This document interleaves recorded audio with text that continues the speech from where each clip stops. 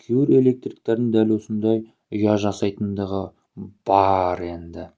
Розетка орнатып едім, бірақ та дәл осындай жылу құбырларын кедергі жасайды да тұрады. Білмеймін ендігі. Сотканы қалай зарядтаймын, білмеймін. Үйіндегі сейфімнің кілтін қайда қоям деп ойланам. Дәл осылай жасап қойдым. Біреу сейфті ашам деп еді, алса тоқ шандарақ нұс жасайды да қалады да.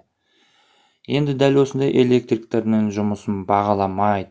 Не техника керек емес, не ешқандай нәрсе керек емес. Өзімен өзі стремянкасын алады да жүре береді.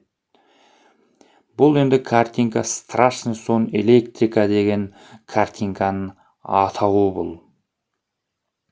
Электриктің маманы өте жеңіл ғой, 2 тоқтың басын қоса салады ғой дейді да жұрттар. Мен айтам, иә, өте жеңіл, 2-ақ провод бізде бар жоғы. Жеңілдігі соншалықты біз анда-санда жұмыста тығылмақ та ойнаймыз. Электриктің үйі қандай болады деп жұрттар сұрақ қояды. Мен айтатын, міне осындай болады. Анда-санда автоматтар атып жіберген кезде дәл осындай тәсілмен автоматты қосып жіберетіндігіміз бар енді. Сақтандырғыштар болмаған кезде дәл осындай автоматтарды қойып қойдым.